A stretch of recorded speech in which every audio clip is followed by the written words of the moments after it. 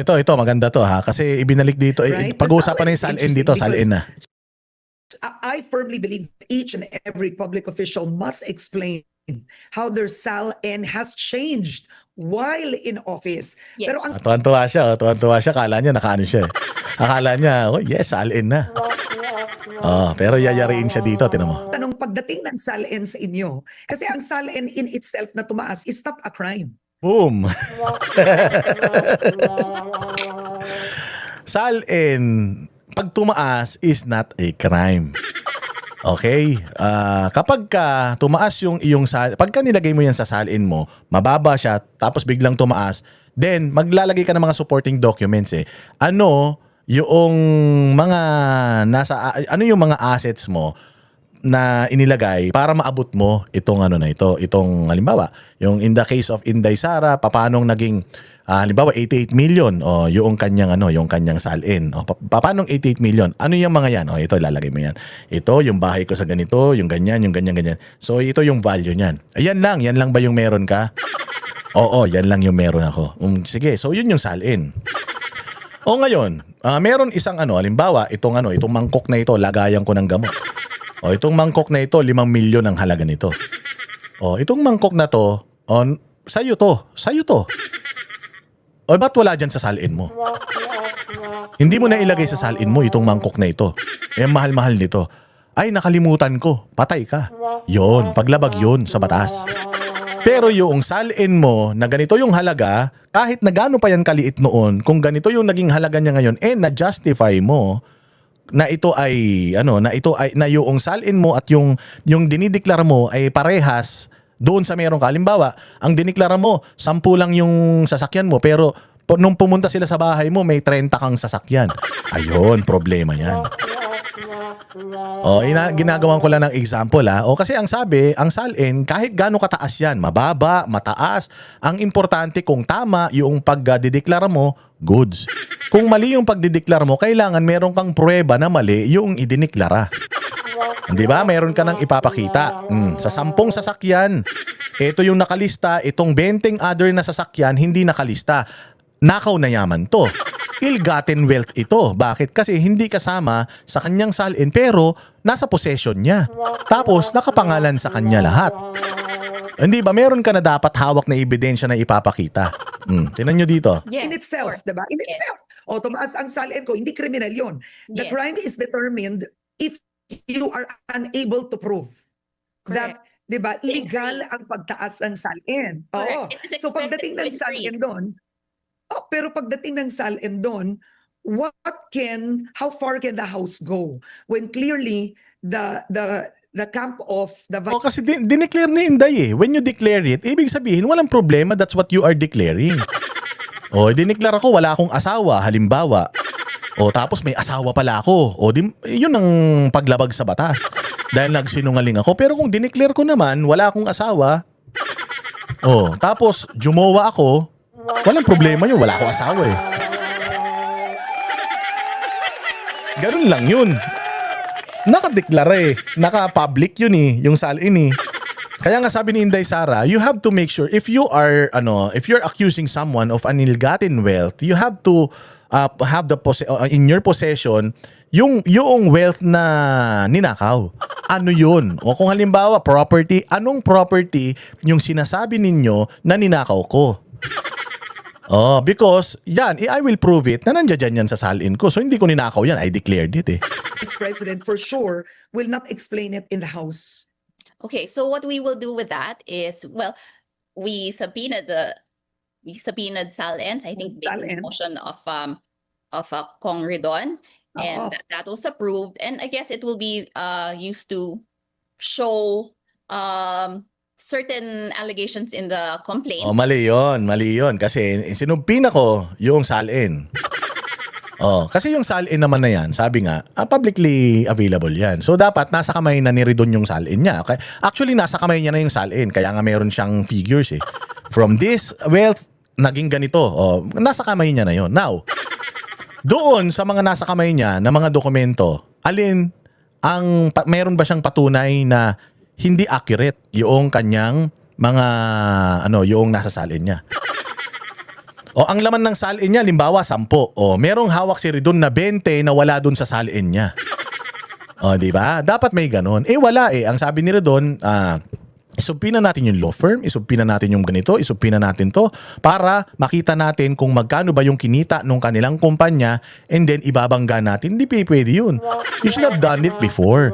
Nung nag-file kayo ng kaso at nung sinama nyo sa isinama nyo sa articles of impeachment yang salin niya, dapat ready na kayo with the annexes. Kaya nga tinanong kayo ni di ba, Rufus Rodriguez, yung final mo ba, meron bang annexes yan? Wala.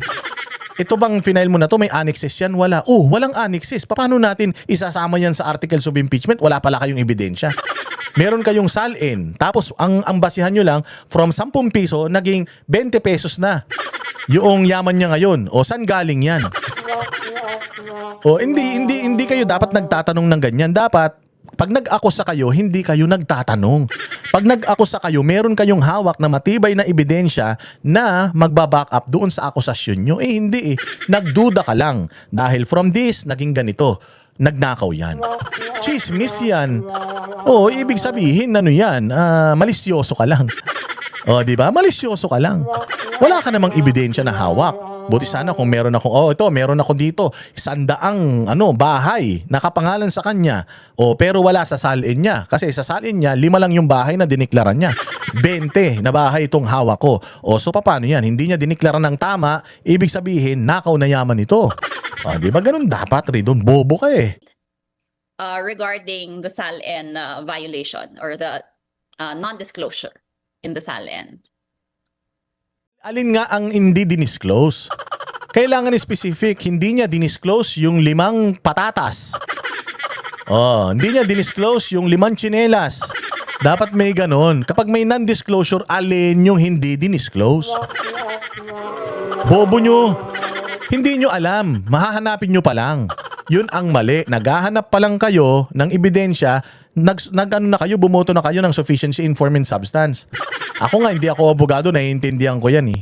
What do you mean non-disclosure? When you have a SALN and it's increased, that's disclosure. I mean, I just want you to clarify. Exactly. Tangina, bobo. Huling-huli sila ni Karen Davila eh. If this is my SALN before, and then, nilagay ko sa SALN ko, nag-increase siya ng 100%. Is it a non-disclosure? It is a disclosure. Dinisclose ko, kaya ako nga nilagay sa salin eh. Anong non-disclosure dun? Kung meron akong hindi dinisclose, you have to be specific alin yung hindi ko dinisclose. Because the fact that it is in my salin, it means that's what I'm disclosing to the public. Ganito lang ako kayaman. Bobo, huli. Tangina kasi yan ang sinasabi ko sa inyo, bawal magmura eh. Yan ang sinasabi ko sa inyo, puro kayo mga tanga, tas nagagalit kayo kay Karen Davila. Nagagalit sila kay Karen Davila dahil daw DDS na daw siya. Tanga tong mga to eh. Pag tinanong mo to, sabi ko nga sa inyo, si Karen Davila pa lang yan. Paano kapag yung mga abogado na yung nag-cross-examine sa mga ito? Mga abogado na ni Inday Sara yung nag-cross-examine sa mga ito, kukumbinsihin na lang nila ng abogado ni Inday Sara na peke lahat ng mga akusasyon nila sa korte. Paano na kung si Karen Davila pa lang natatain na kayo? It's explanation. It's not non-disclosure. If it's in the SALN, then it's disclosed. What the Vice President needs to do is explain. What was alleged in the complaint, in the 2 complaints, was the non-disclosure of many assets. Many assets? Alin nga? Yun nga yung hinahanap eh. Tinan mo.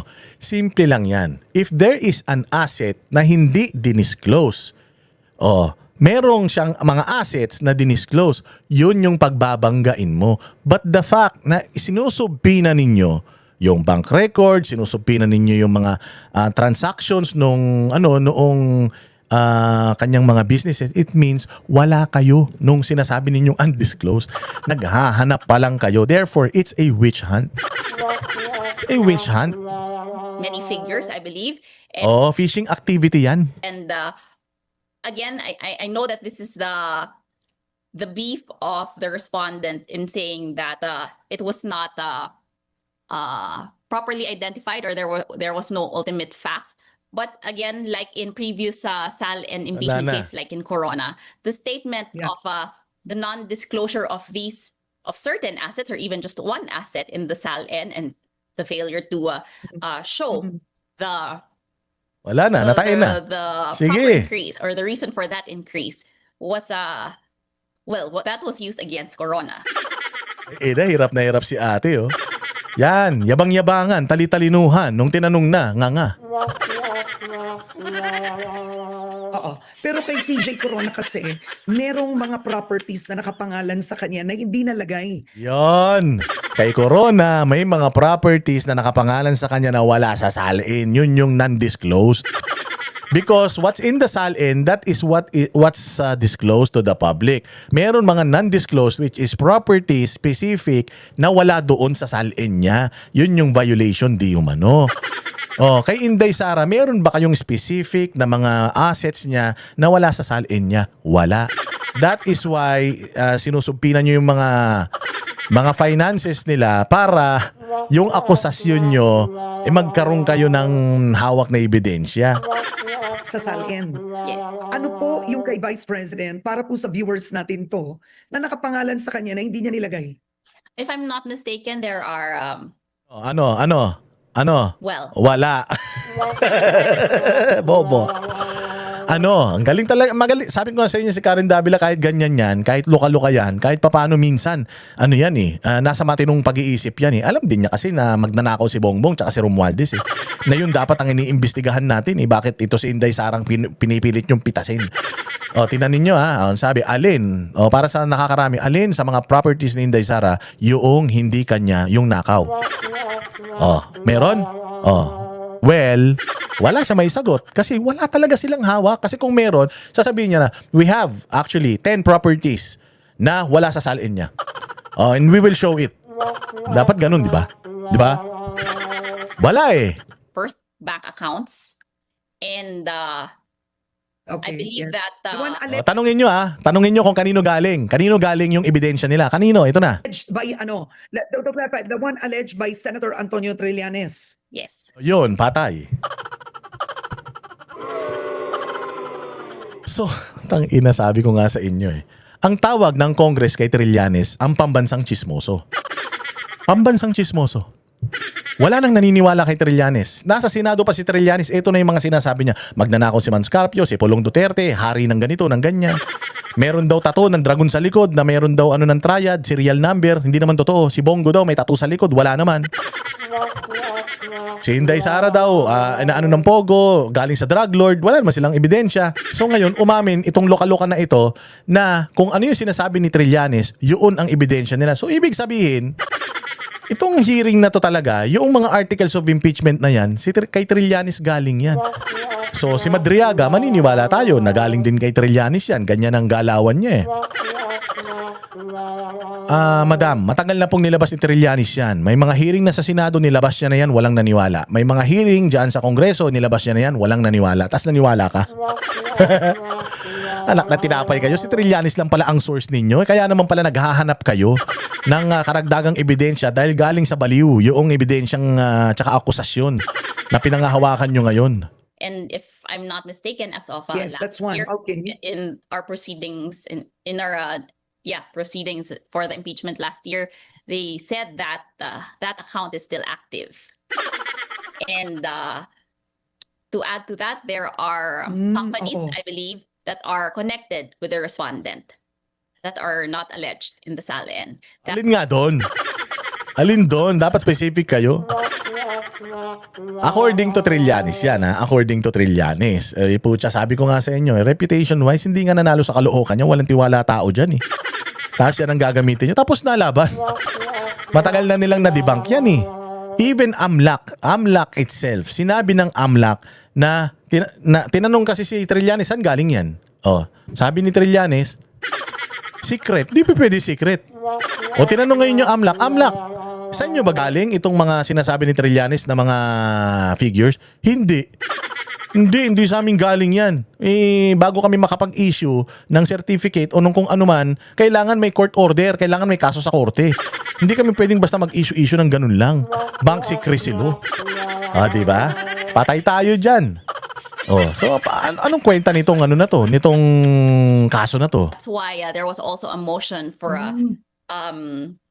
production of documents by the Securities and Exchange Commission. Patay tayo dyan. So ngayon pa lang kayo humihingi. Humihingi kayo ngayon ng patunay na tama itong mga pinapalabas ni Trillanes. Bakit hindi kayo humingi sa kanya ng patunay? Ba't kailangan kayo maghanap ng patunay? Responsibilidad ni Trillanes yun. Bilang isa sa mga nag-aako sa kay Inday at bilang sinabi na ng AMLAC na peke yung mga dokumento na hawak ni Trillanes, pinakinggan nyo pa rin. Wala talaga. Mahina. Diyos ko po.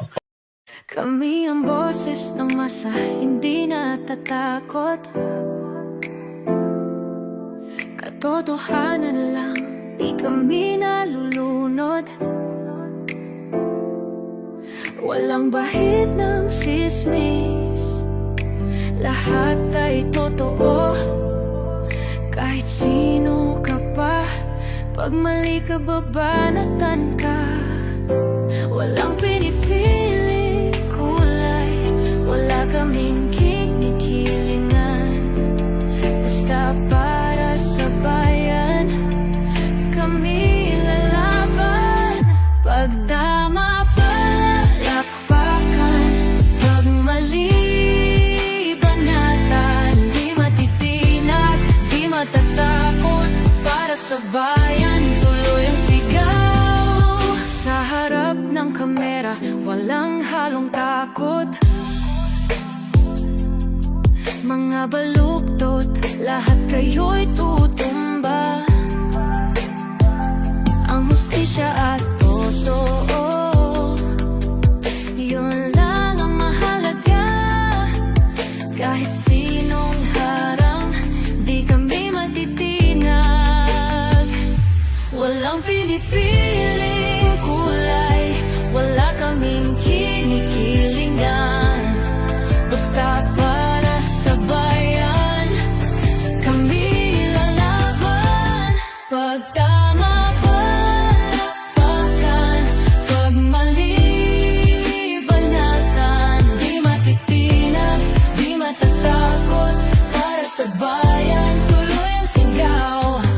Kung nasa tama ka, ikaw ay aming kasama. Pero pag mali ka, handa ka na bang mabasag? Banateros kami, walang inuunan. Dahil bayan muna, bago ang sarili.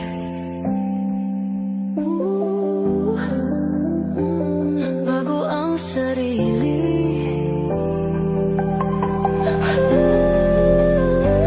Pag tama palakpakan, pag mali banatan. Banateros ang sigaw, katotohanan ang laban.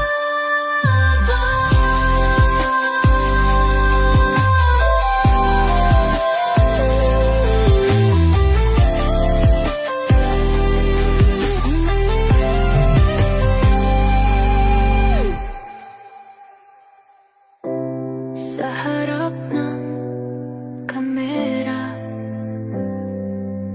walang halong